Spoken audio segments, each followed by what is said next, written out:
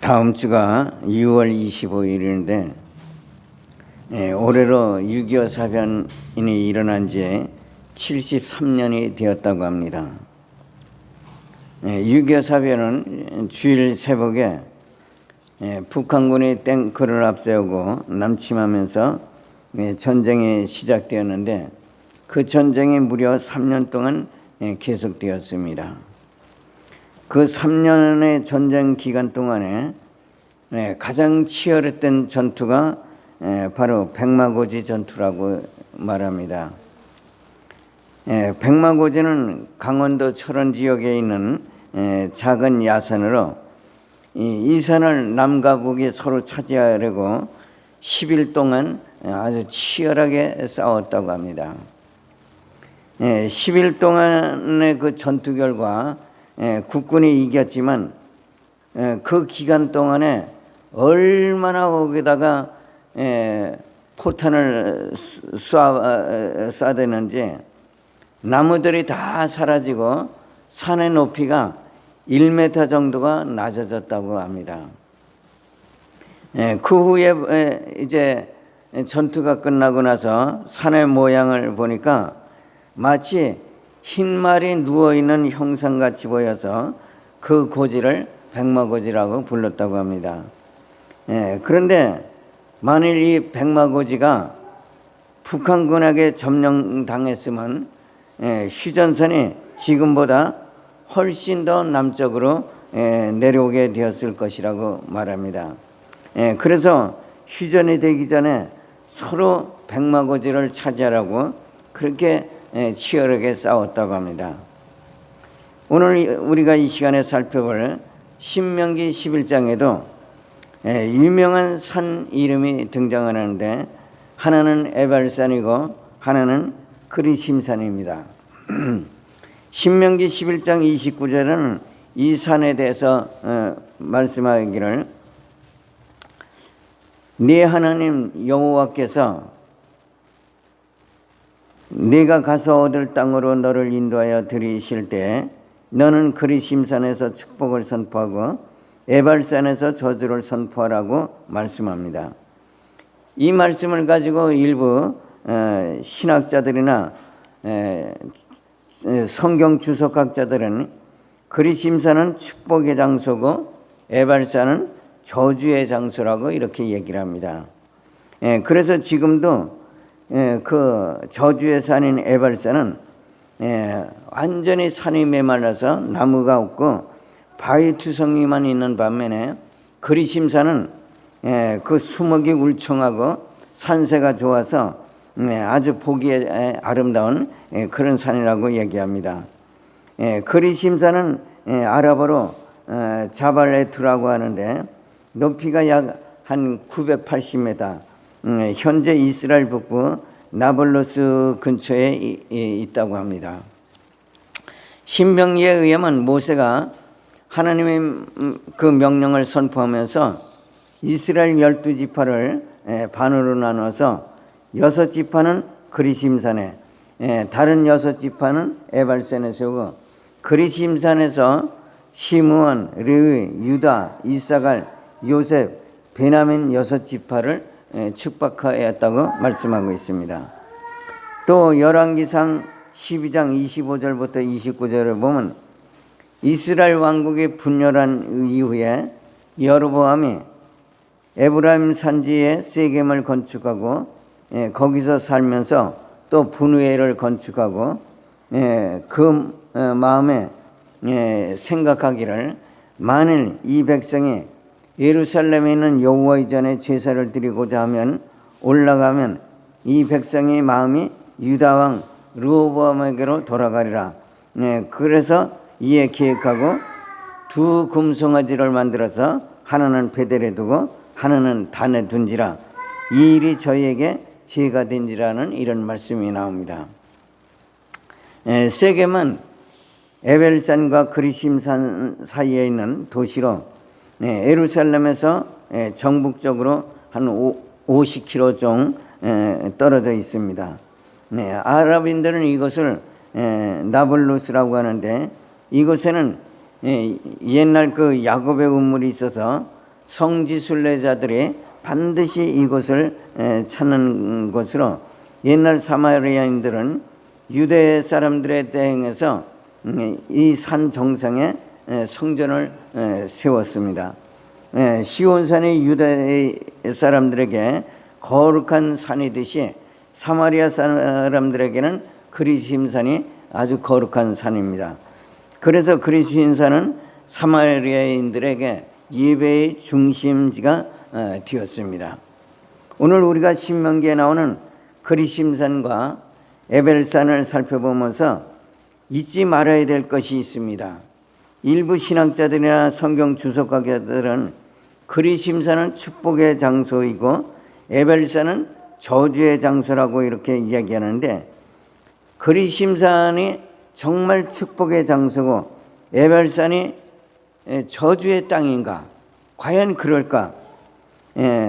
그래서 그리심산은 땅도 비옥하고 수목도 울창하고 보기에도 좋은 산인 반면에 에벨산은 저주의 땅이라 산이 황폐하고 수목도 없이 바위투성으로만 이루어져 있을까?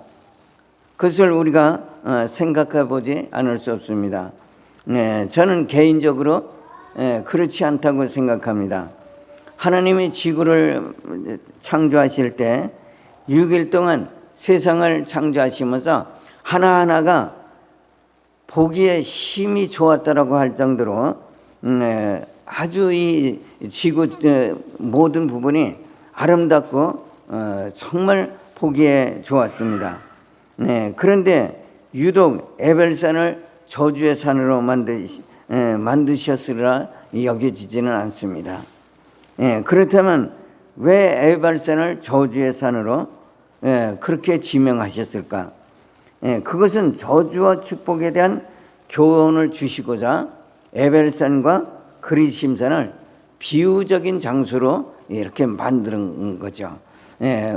우리가 보편적으로 교회는 거룩한 장소고 또 세상은 악이 있는 장소라고 이렇게 생각을 합니다. 그러면 과연 교회는 전부 거룩한 사람들만 모여 있는 곳인가? 그렇지는 않죠. 교회 안에도 살인자, 도둑, 사기꾼 이런 사람들이 있을 수 있는 거죠. 그렇다고 세상에 전부 악만 있는 거냐? 그렇진 않아요. 세상에도 좋은 사람이 많고 선한 사람도 많고 양심적으로 사는 사람도 굉장히 많아요. 그럼에도 불구하고 세상은 악하고 교회는 거룩한 곳이다 이렇게 얘기한 건 그 장소 자체가 그런 것이 아니고 장소가 주는 의미가 그런 거죠. 에벨산과 축복의 산도 역시 마찬가지입니다.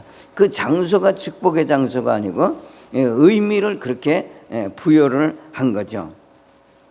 신명기 11장 26절부터 29절에 보면 내가 오늘날 복과 저주를 너희 앞에 두나니 너희가 만일 내가 오늘날 너희에게 명하는 너희 하나님 여호와의 명령을 들으면 복이 될 것이요 너희가 만일 내가 오늘날 너희에게 명하는 도에서 돌이켜 떠나 너희 하나님 여호와의 명령을 듣지 아니하고 본래 알지 못하던 다른 신을 쫓으면 저주를 받으리라. 네 하나님 여호와께서 네가 가서 얻을 땅으로 너를 인도하여 들이실 때 너는 그리심산에서 축복을 선포하고 에발산에서 저주를 선포하라고 그렇게 말씀합니다. 이 말씀 가운데 중요한 말씀이 있습니다. 내가 오늘날 너에게 말하는 너희 하나님 여호와의 명령을 들으면 복이 될 것이요 여호와의 명령을 듣지 아니하고 본래 알지 못하는 다른 신을 쫓으면 저주를 받으리라 하는 그 말씀입니다. 신명기 28장 1절부터 14절에는 이 말씀을 구체적으로 설명을 하고 있습니다.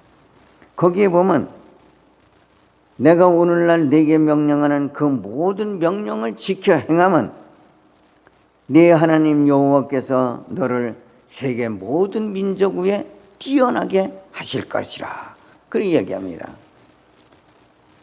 유명한 탤런트만 돼도 사람들이 지나가면서 사인 받으려고 줄줄줄 쫓아다녀. 그런데 세계적으로 유명한 사람이 되면 그 인기가 얼마나 대단하겠어요. 이 여호와의 명령을 지켜 행하면 세계 모든 민족 위에 뛰어난 민족이 되게 하시겠다고 이렇게 말씀합니다. 그것은 그냥 말씀이 아니라 약속이에요. 그 약속은 반드시 지켜지는 거죠. 그뿐만 아니라 또 네가 네 하나님 여호와의 말씀을 순종하면 성읍에서도 복을 받고 들에서도 복을 받을 것이며 내 토지의 소산과 내 짐승의 새끼와 우양의 새끼가 복을 받을 것이며 네 광주리의 떡반죽 그릇이 복을 받을 것이며 네가 들어와도 복을 받고 나가도 복을 받을 것이리라. 네 대적들이 한 길로 너를 치러 들어왔으나 네 앞에서 7길로 도망하리라. 그리고 네 땅에 때를 따라 비를 내리시고 네 손으로 하는 모든 일에 복을 주시리니 네가 많은 민족에게 구워줄지라도 너는 구이지 아니할 것이요 너는 머리가 되고 꼬리가 되지 않게 하시리라 말씀합니다. 여러분, 우리가 일생을 살아가면서 남한테 돈만 꾸지 않고 살아도 얼마나 행복해요. 그런데 여호와의 명령을 순종하면 남에게 돈을 꾸는 것이 아니고 도리어 내가 남을 꾸어준다는 얘기예요. 경제적으로 굉장히 유복한 거죠. 그런 복을 주시겠다고 하나님은 약속하고 있습니다.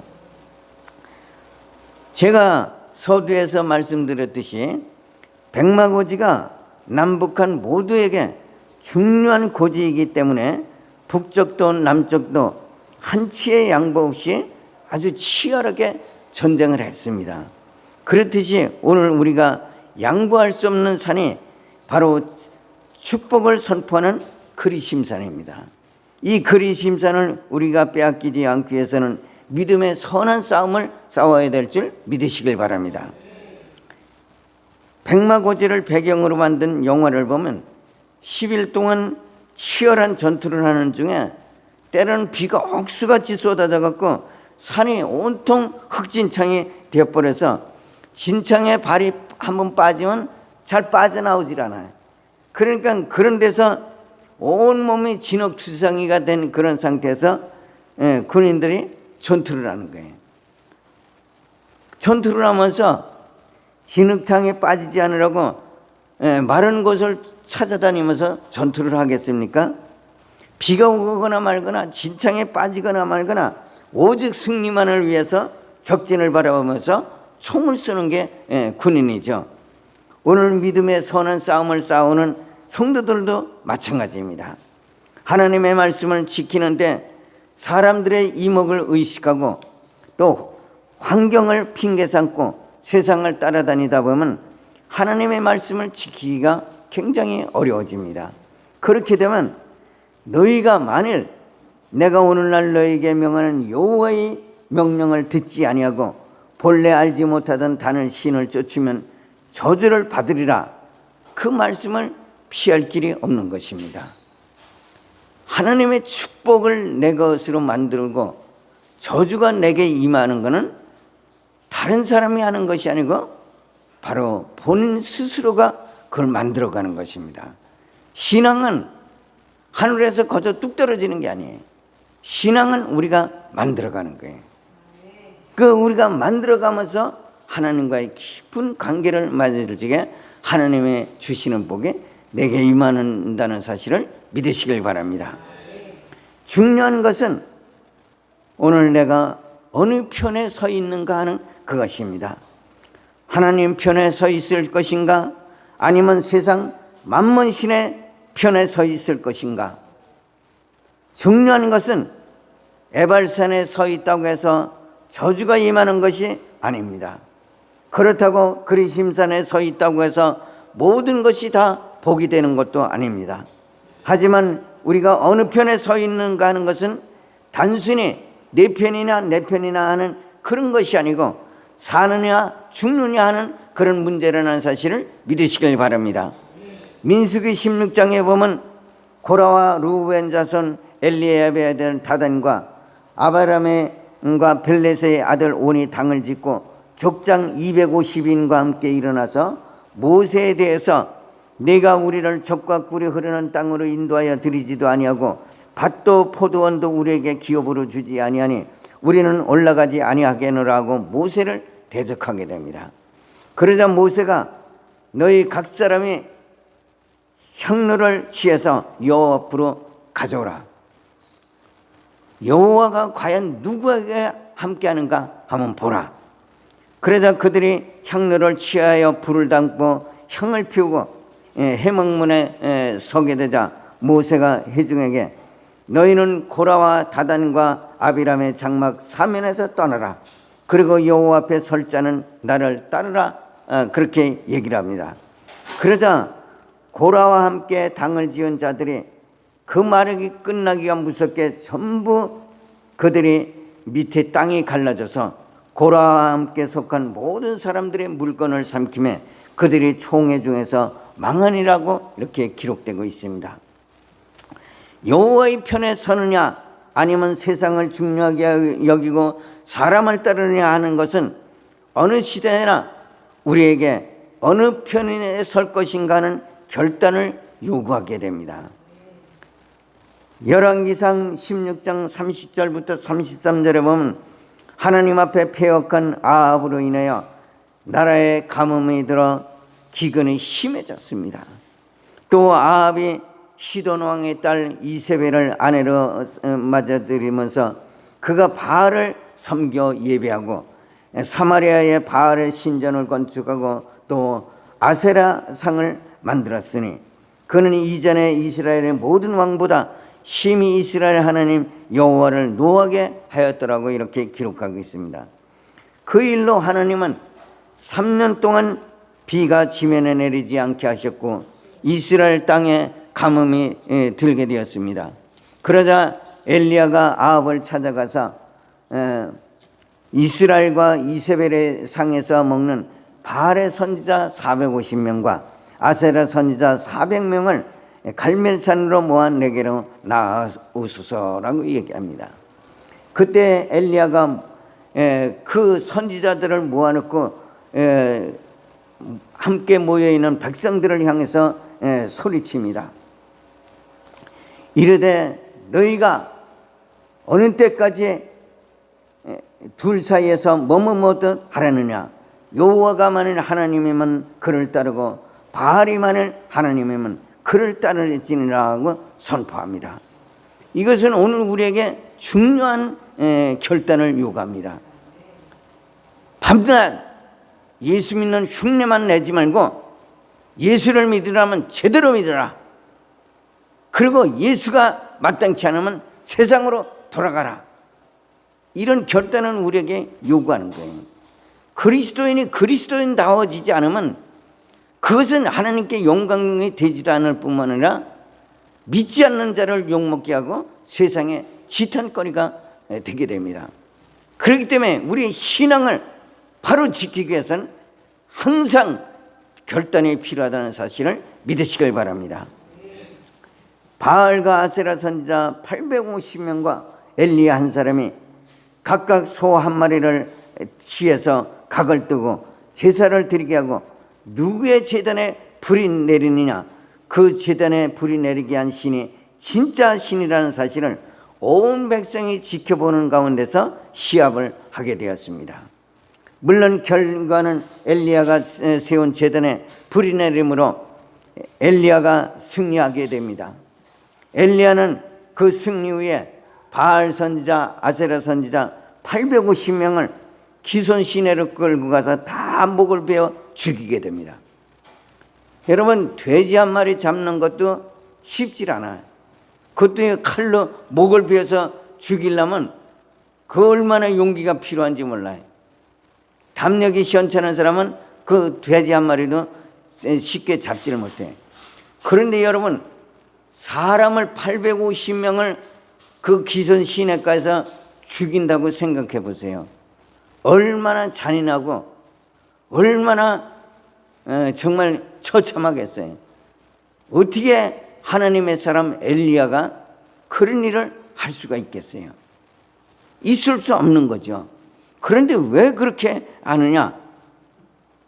그것은 하나님을 대적하는 자는 그 말로가 죽음이란 사실을 모든 백성들이 앞에 있는 상황에서 보여주는 거예요.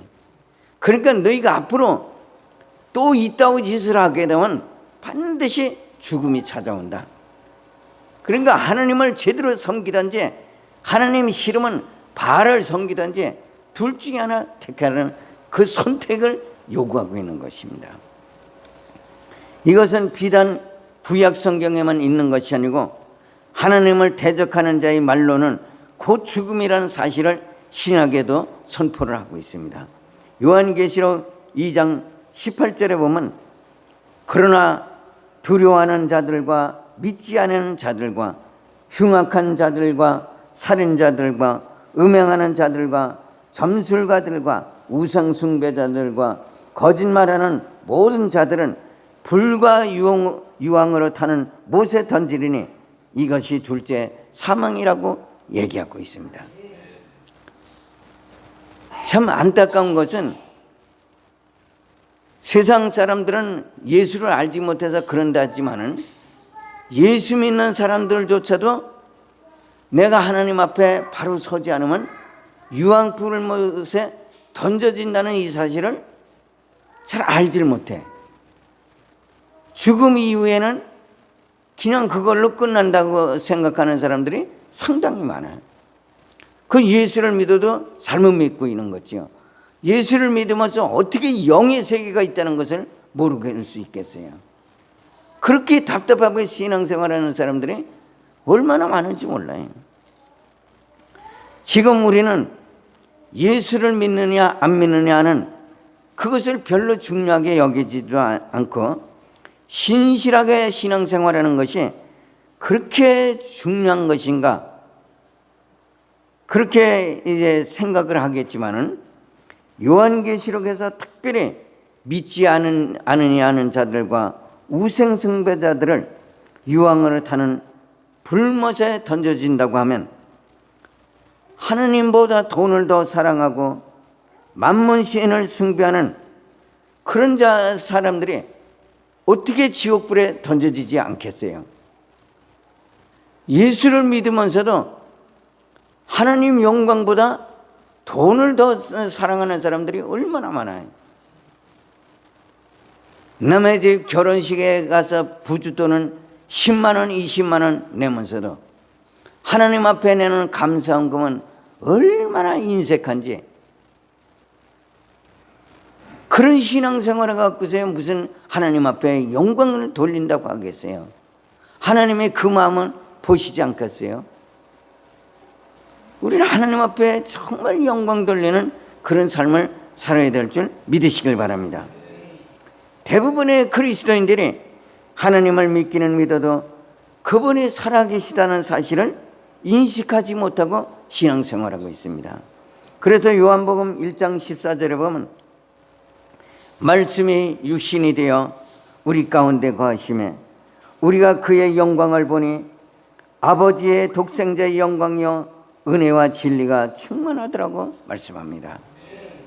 무슨 말인가 하면 천지를 창조하시고 우리의 생사와 복을 주장하시고 우리의 기도를 들으시고 응답하시는 하나님이 사람의 모습으로 인간 세상에 내려오셨다는 사실입니다. 그분이 바로 인간의 모습으로 오신 예수 그리스도이십니다. 그런데 사람들은 하나님이 세상에 내려오셨다면 어떻게 하나님이 십자가에서 죽을 수 있느냐? 그렇게 생각하면서 그 예수는 하나님이 아니다. 그게 거절하는 거죠. 그 하나님 되심을 부인하는 거예요. 오늘 우리는 세상인 에발산과 하나님 편에 속한 그리심산 사이에 있습니다. 이 둘 사이에 어느 편에 서 있느냐 하는 것은 저주와 축복으로 갈라지게 만듭니다. 중요한 것은 어느 누구도 저주를 좋아할 사람이 없고 축복을 싫어할 사람이 없는 것입니다. 그럼에도 하나님이 싫어하시는 저주의 칼을 길을 가는 이유는 그 길이 저주인지를 모르기 때문에 그렇습니다. 우리가 예수를 믿어야 하는 이유는 저주의 길이 무엇인지를 알고 그 길을 버리고 축복을 길을 가기 위해서라는 사실을 믿으시길 바랍니다. 예수님이 인도하시는 축복의 길은 좁은 길입니다. 우리 따라서 같이 읽어보실까요? 시작.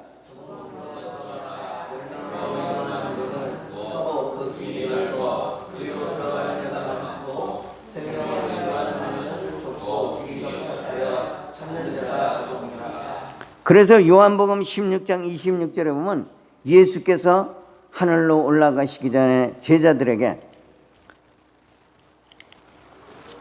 보혜사 곧 아버지께서 내 이름으로 보내신 성령 그가 너희에게 모든 것을 가르치시고 내가 너희에게 말한 모든 것을 생각나게 하리라고 말씀하셨습니다. 그게 무슨 말씀입니까? 영의 세계에는 세 가지의 영이 있습니다. 하나는 귀신의 영이 있고 하나는 사람의 영인 혼이 있습니다. 그리고 하나님의 영이신 성령이 있습니다. 인간이 가지고 있는 혼은 인간의 영으로 귀신의 영이나 성령의 영이나 인간의 혼을 통해서 인간과 교통할 수 있는 통로입니다. 그것은 마치 핸드폰이나 다음이나 네이버, 구글이라는 인터넷을 통해서 전 세계 수십억의 사람들이 동시에 영상이나 문자를 전송하는 것 같이 전 세계 수십억의 그리스도인들이 성령이라는 매체를 통해서 하나님 앞에 기도하고 그분과 영적인 대화를 나누며 하나님의 존재를 확인할 수 있다는 사실을 믿으시길 바랍니다. 이 말이 조금 이해가 안 가는 분도 있을 겁니다. 무슨 얘기냐면 여기서 우리가 저기 카톡으로 다 문자를 넣으면 미국에 있는 사람이 문자를 넣자마자 금방 받아볼 수 있어요. 수많은 사람들이 그런 얘기를 해요. 야, 그 하나님 되게 바쁘시겠네. 우리나라마다 한 800만의 그리스도인들이 되고 전 세계적으로 한 25억 인구가 그리스도인인데 그 많은 사람이 동시에 하나님 앞에 기도하면 하나님이 그 기도 다 어떻게 받아? 되게 바쁘시겠네. 그런 얘기를 하는 분들이 있거든요. 그게 지금 우리가 인터넷이나 핸드폰을 통해서 카톡을 통해서 문자를 넣잖아요. 그럼 미국에 있는 사람, 영국에 있는 사람, 일본에 있는 사람, 중국에 있는 사람 카톡을 부르면 단톡방에 넣으면 순간적으로 다 날아가요. 그래서 같은 시간에 영국, 미국, 일본, 중국 여기 있는 사람이 동시에 볼 수 있는 거예요. 그와 마찬가지로 영의 세계도 그와 같습니다. 하나님이 바쁜 것이 아니고 전 세계 25억 인구들이 동시에 하나님 앞에 기도를 해도 하나님은 그것을 다 보실 수가 있는 거예요. 그런 영의 세계가 우리 앞에 있다는 사실을 생각해 볼 필요가 있습니다. 이런 하나님을 여호수아는 일찍이 알았기 때문에 그가 나이 들어 죽을 날이 가까우자 이스라엘 모든 지파를 세겜에 모으고 이스라엘 장로들과 그들의 수령들과 재판장들과 관리들을 부르매 그들이 하나님 앞에 나와 선지라. 여호수아가 만일 여호와를 섬기는 것이 너희에게 좋지 않아 보이거든 너희 열조가 강저편에서 섬기던 신이든지 혹 너희에 거하는 땅 아모리 사람의 신이든지 너희 섬길 자를 오늘날 택하라. 오직 나와 내 집은 여호와를 섬기겠노라. 이렇게 말합니다. 이제 말씀을 마치면서 마치러 갑니다만 우리가 잊지 말아야 될 것이 있습니다. 엘리야가 모든 백성에게 너희가 어느 때까지 둘 사이에서 머뭇머뭇하느냐 여호와가 만일 하나님이면 그를 따르고 바알이 만일 하나님은 그를 따를지니라 하고 선포한 것처럼 여호와 하나님을 섬기는 이스라엘을 대상으로 이것을 선포했다는 사실을 우리가 기억해야 될 필요가 있습니다. 그것은 무슨 얘기냐면 오늘 이 성경에 기록된 말씀은 세상 믿지 않는 사람들을 대상으로 한 것이 아니고 믿는 사람을 대상으로 했다는 얘기예요. 다시 말해서 오늘 예수 안에 있는 사람들에게 하나님을 섬길 것이냐 아니면 바알신을 섬길 것이냐 오늘날 너는 택해라. 오직 나와 내 집은 여호와만 섬기겠노라. 이런 결단을 요구하는 그런 말씀입니다. 오늘 우리는 역사 속에 우리 역시 예수를 믿기는 믿어도 세상과 짝하고 세상 것을 더 좋아하고 돈을 좋아하고 세상 문화를 즐겨하는 습관에서 벗어나지 않으면 그 자리에 저주를 선포하는 에벨산이 될 수 있다는 사실을 기억하시고 여호와와 같이 오직 나와 내 집은 여호와만 섬기겠노라 결단하는 여러분이 되시길 주님의 이름으로 축원을 드립니다. 기도하시겠습니다. 주님의 귀하신 은혜와 사랑에 오늘 이 아침에 함께 하시길 원하나이다. 하나님, 우리 앞에 에벨산과 그리심산이 있습니다. 에벨산과 그리심산이 축복의 산이요 저주의 산이 따로 있는 것이 아니고 바로 오늘 우리가 저주의 산에 축복의 산에 어느 편에 서 있는가 하는 것이 중요하다는 사실을 말씀을 통해서 깨닫고 우리가 앞으로 예수를 믿어도 정말 하나님 앞에 바로 서서 하나님 편에 서는 신실한 그리스도인들, 신실한 믿음의 사람들이 되기를 간절히 소망하며 우리 주 예수 그리스도의 이름으로 기도합나이다. 아멘.